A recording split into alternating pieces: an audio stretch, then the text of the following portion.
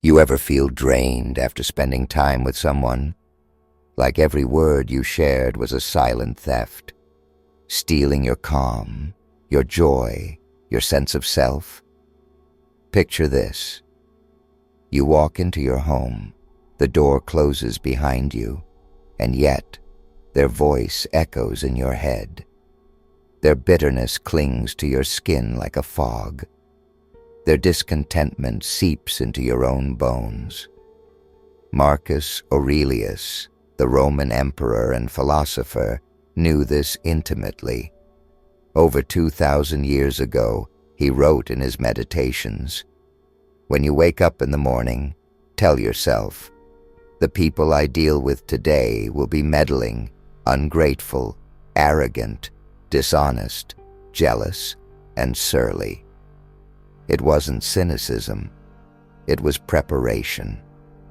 In this episode, you'll learn about the 6 types of people Marcus Aurelius believed could destroy your inner peace, and how to stand unshaken.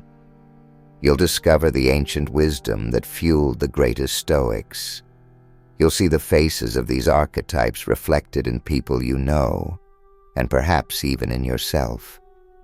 Because in a world of noise, negativity, and distraction, nothing is rarer and more vital than inner peace. Stay with me. This is not just history. This is a mirror for your own life. Clara was the friend who never smiled without a hint of sorrow. Every conversation ended with a sigh, as though happiness itself were an offense against her sense of perpetual grievance. If you shared good news, she found a reason to warn you, how it might all fall apart, how you shouldn't get your hopes up, how life eventually punishes those who dare to hope. Modern research confirms what our hearts already sense. Emotional contagion is real. When you spend time with chronically negative people, your brain begins to mirror their despair. Over time, this hidden influence rewires your nervous system to expect disappointment. You find yourself bracing for losses that haven't happened yet, shrinking from joys that should have expanded your spirit. Marcus Aurelius understood this poison long before neuroscience gave it a name. In his Meditations, he wrote, "You have power over your mind, not outside events. Realize this, and you will find strength." But Clara never realized it.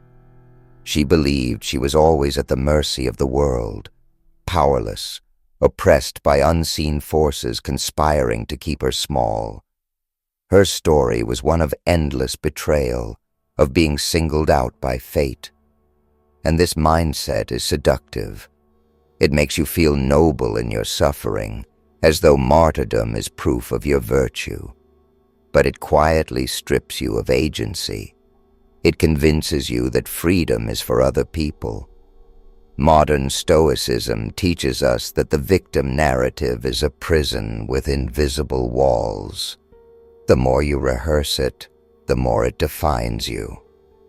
But Stoic philosophy offers another path, a discipline of the mind that Marcus, Seneca, and Epictetus all practiced in the face of hardship. Stoic meditation is your way out. Every morning, sit in stillness and ask yourself, which parts of my life can I control? Which stories am I clinging to that keep me small? By naming the illusions, you begin to dissolve them. To protect your inner peace, practice this. When the victim appears, whether it's Clara or anyone else, listen with compassion. Recognize their pain, but resist the urge to merge with their despair. Let your empathy be a river that flows through you, not a swamp that drowns you. Mindfulness is essential here. When you feel your mood darken in their presence, breathe. Return your attention to your own values, your own purpose. Remind yourself that your calm is not something you have to sacrifice on the altar of someone else's suffering. Clara's shadow is everywhere. In colleagues who always find fault, in partners who recount every injustice, in family members who believe life has singled them out for sorrow. But Marcus Aurelius, the philosopher, reminds us, you are not obligated to inherit another's wounds. In the end, this is the heart of practical stoicism, the commitment to remain sovereign over your own mind. Even in the presence of perpetual victims, you can choose a different story, a story of strength, a story of enlightenment, a story that says, I will not abandon my peace, no matter how loud the world's suffering becomes. Julian never saw a sunrise without remarking how quickly it would fade. Even beauty was a prelude to disappointment in his eyes. He was brilliant. He could quote entire passages of Seneca and dissect the subtleties of modern stoicism. But his genius decayed into grievance. Every triumph was tarnished before it could take root. Every chance at joy smothered beneath his forecast of inevitable failure. Psychologists call this learned helplessness, the belief that nothing you do can change your circumstances. It's the slow erosion of will, the quiet surrender of hope, and it suffocates optimism until your spirit is starved for air. Marcus Aurelius warned of this spiritual decay. In his Meditations, he wrote, "Waste no more time arguing what a good man should be. Be one." But Julian's lament was an incantation against action, a ritual of complaint that kept him safe from the vulnerability of trying. Because to try and fail requires courage. Complaining demands nothing but resignation. Stoicism philosophy teaches us that complaints are often a veil over fear. Fear of being seen, fear of being accountable, fear of admitting how much power you still have to change your life. If you have a Julian in your life, practice mindfulness when his monologue begins. Feel the impulse to absorb his pessimism and then release it. Imagine his words as leaves drifting across a stream. You do not need to reach for them. You do not need to let them sink into you. Practical stoicism offers a shield that Julian never learned to wield: gratitude. Every morning, before the day unravels, list 3 things, however small, that anchor you in appreciation. This simple practice realigns your attention. It trains your mind to seek nourishment instead of decay. Gratitude is not denial. It's a declaration that even in hardship, there is something worth honoring. Even in sorrow, there is still something to protect: your sovereignty over your own mind. Julian's voice is the voice of entropy. If you listen too long, it will corrode your spirit. It will convince you that cynicism is wisdom and defeat is destiny. Ancient wisdom reminds us that every complaint is a seed. You can plant it in your mind, water it with attention, and watch it grow into a garden of bitterness. Or you can let it pass. You can choose not to cultivate despair. Marcus Aurelius, the philosopher, lived among men who complained endlessly about politics, about fortune, about each other. But he chose a different path. Through stoic meditation, he returned again and again to the truth that life is shaped not by circumstances, but by perception. In this way, Stoicism becomes not just an idea, but a practice, an act of reclamation, an act of enlightenment. If Julian appears in your life, remember this: you cannot silence his lament, but you can refuse to echo it. You can be the stillness in the storm, the quiet strength that refuses to surrender to decay. Celine knew how to twist affection into obligation. Her compliments came with invisible strings, threaded so delicately you almost didn't feel them tightening. One moment, she was your greatest supporter, her praise warm and affirming. The next, her silence punished you if you dared to set a boundary. If you resisted, she would withdraw her warmth until you yielded. It was a quiet kind of control, the sort that made you question whether you were overreacting, whether you were ungrateful, whether you somehow owed her more than you ever agreed to give. Marcus Aurelius saw this pattern unfold again and again in Rome's corridors of power. In his Meditations, he wrote, "The best revenge is not to be like your enemy." He understood that when you encounter manipulation, the greatest danger is not just the harm it does to your trust. It is the way it tempts you to become manipulative in return, to mirror the tactics that wounded you. Stoic philosophy teaches that manipulation thrives on your hunger for approval. It needs you to crave affirmation more than you value your integrity, and in that craving, you become malleable, willing to sacrifice your truth to maintain the illusion of connection. Modern Stoicism offers another way. When Celine smiled, it was not just a gesture of kindness, it was a test, a question whispered beneath her soft words. How much of yourself will you trade to keep me pleased? To break free, practice Stoic meditation each morning. What do I truly need from this person? What price am I willing to pay for their validation? Let these questions be a lamp that exposes every hidden hook. Ancient wisdom tells us that clarity is the antidote to deception. When you see her tactics clearly, when you name them without shame, you reclaim your sovereignty. You remember that you are not required to play a part in someone else's private theater. In Celine's smile, there is a trap, one that beckons your ego, because being chosen feels intoxicating. Being favored feels like proof that you are special, but you are not your ego.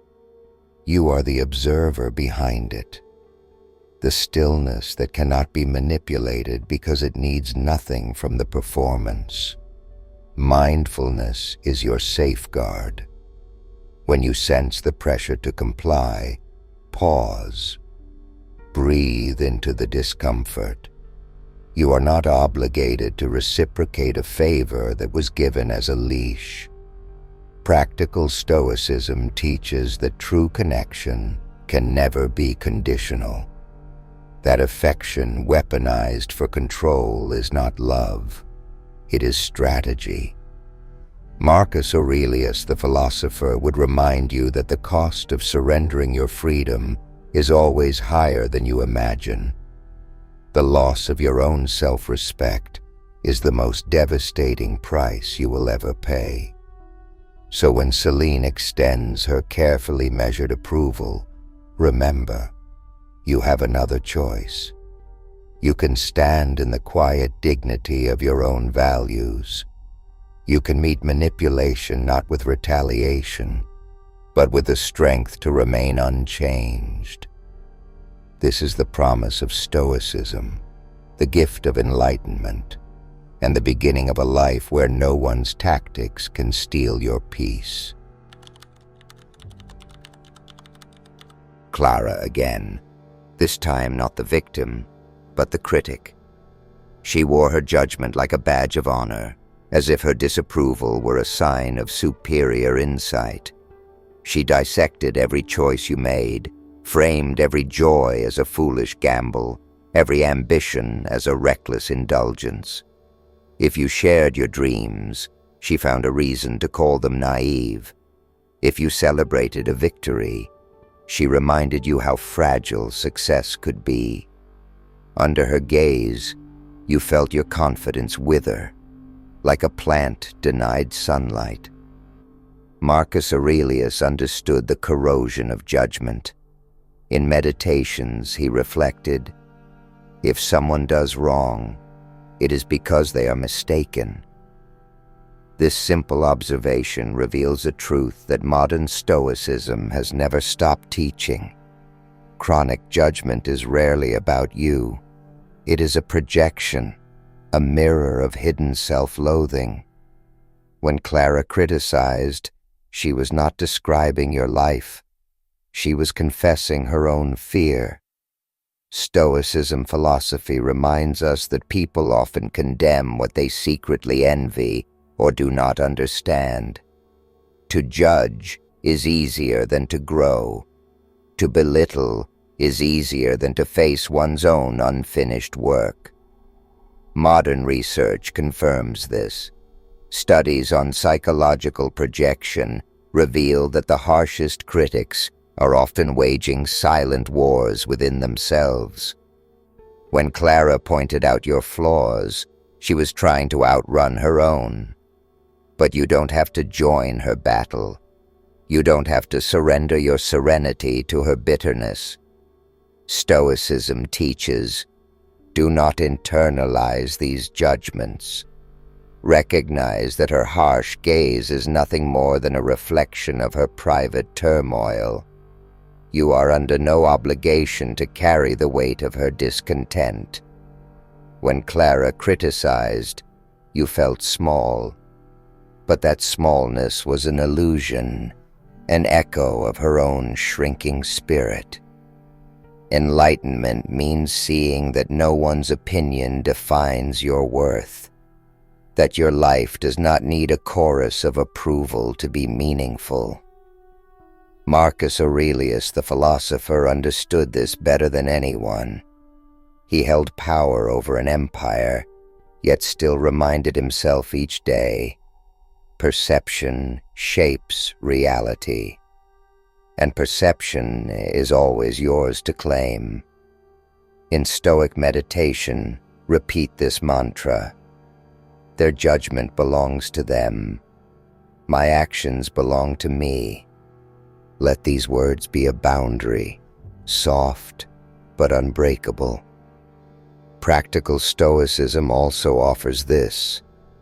When judgment arises, practice mindfulness.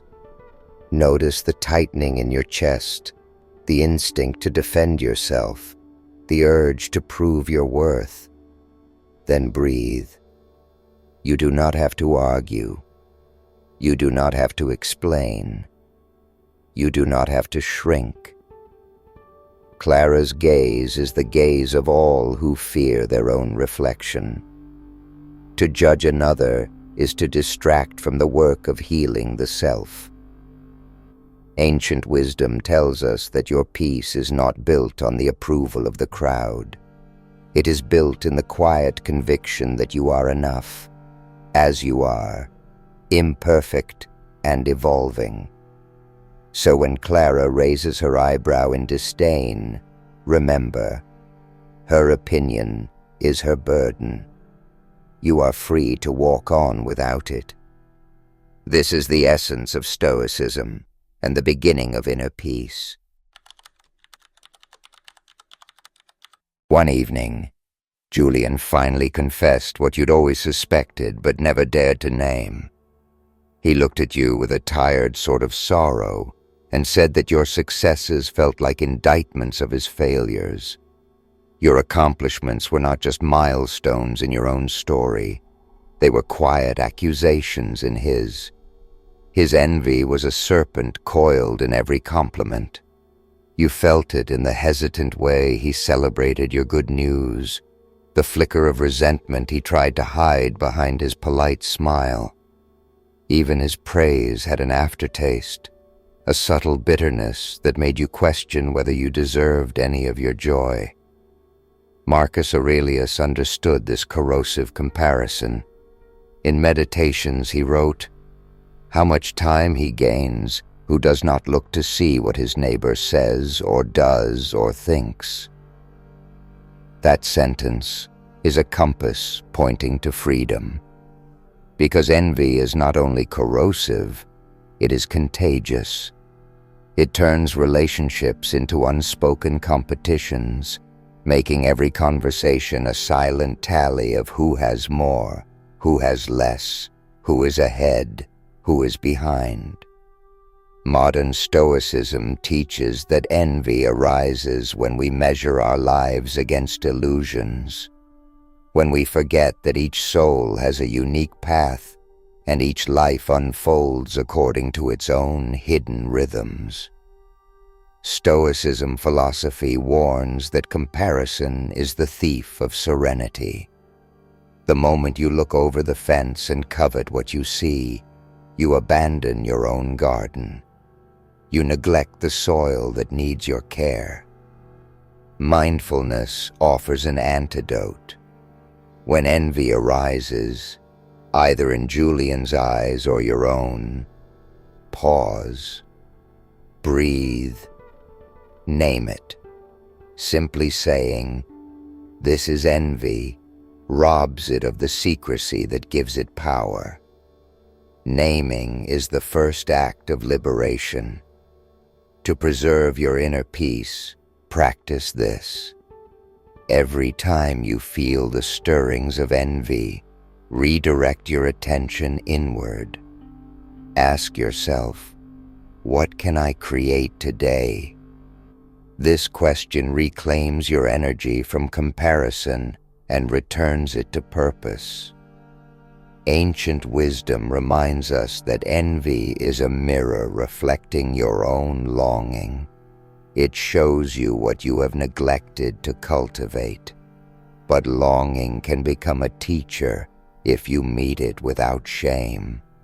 Julian never learned this. He stayed trapped in the belief that life was a race, that someone else's joy was proof of his inadequacy. But you don't have to inherit that belief.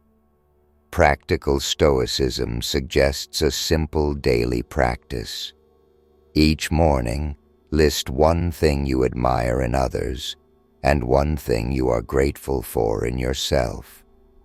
This balance dissolves the lie that your worth depends on surpassing someone else. Marcus Aurelius, the philosopher, knew the temptation to compare. He lived in a world obsessed with status and legacy, and yet he chose to measure himself by a different standard, the quiet integrity of his own mind. If Julian's envy seeps into your spirit, remember, your life is not an indictment of anyone else's.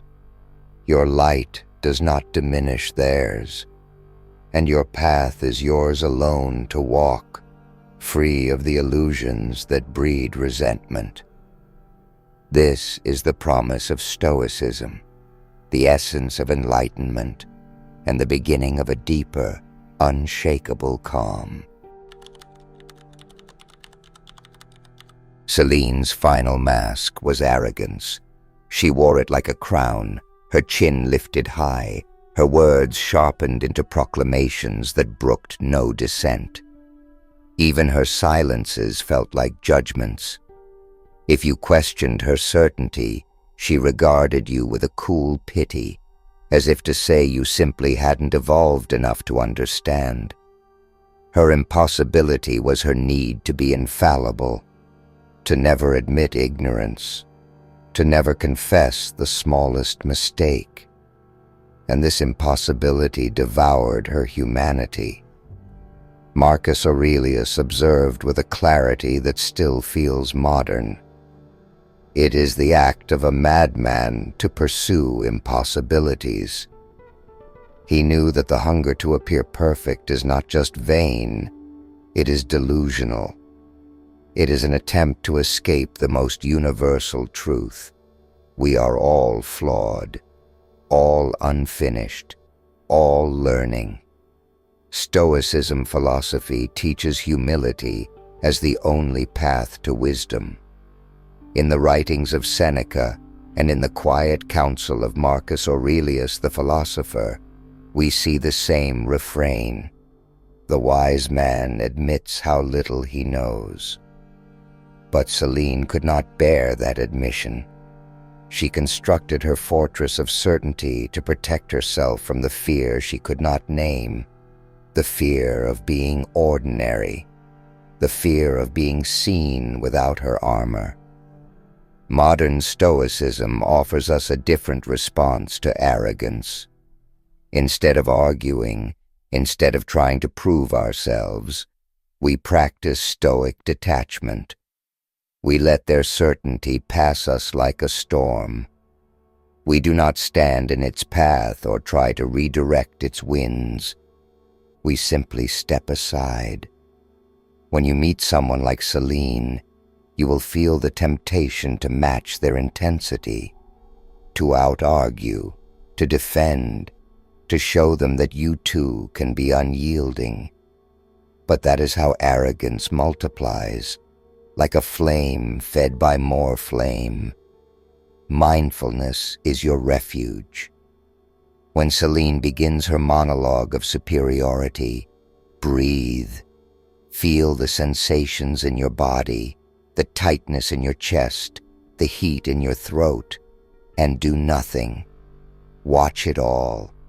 Let her words move through you without leaving a scar. Ancient wisdom reminds us that arrogance is a fortress built on fear. No one needs to appear infallible unless they are terrified of being vulnerable. When you see this clearly, you stop feeling so threatened.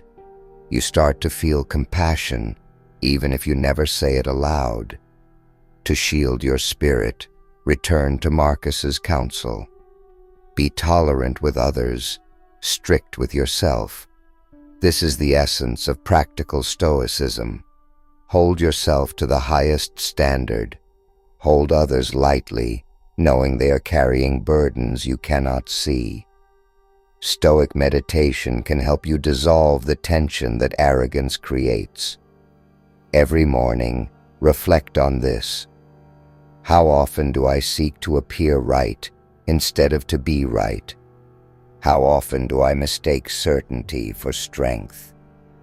Selene's throne was built on illusions, but your peace does not depend on dethroning her. It depends on refusing to compete, on remembering that true strength is humble, quiet, willing to learn. This is the promise of Stoicism. The quiet liberation of knowing you do not need to be right all the time. The freedom of stepping away from every contest for dominance. The calm of returning to your own path, untouched by the storms of another's pride.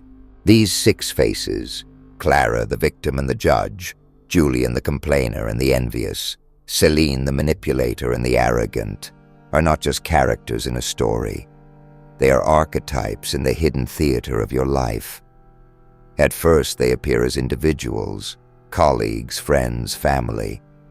But if you look deeper, you will see that they represent the ancient forces that Marcus Aurelius spent his life studying: fear, ego, envy, and the relentless need for validation. Marcus Aurelius the philosopher, Seneca, and the other Stoics didn't write their words for marble statues or dusty libraries. They wrote them for you, a human being navigating a world that tempts you every day to abandon your inner peace. A world that thrives on comparison, resentment, and noise. But you have another choice. You can return to the wisdom that has endured for centuries. You can practice modern stoicism, not as an abstract idea, but as a way of life. A discipline that begins the moment you decide to become the guardian of your own mind. Stoic meditation is your foundation. Every morning, sit in stillness and ask, who am I becoming when I surrender my peace to others? What would it feel like to reclaim it? Mindfulness is your shield. When you feel the judgments, complaints, and manipulations of others pressing in on you, breathe. Watch it all pass. Let your awareness be wider than any storm. Practical stoicism is your daily practice. It lives in small choices, choosing gratitude over envy, humility over arrogance, acceptance over resentment. Before you go, remember this. You are not obligated to be consumed by the turmoil of others. You are not required to inherit their fears or mirror their bitterness. You are free to stand apart. If this message stirs something in you, if you're ready to explore stoicism, philosophy, enlightenment, and the art of living unshaken, subscribe to this channel. Walk with us on this journey to reclaim the peace that was always yours. Stay vigilant, stay sovereign, and never forget. In a world that will demand your allegiance to chaos, your mind remains your last kingdom.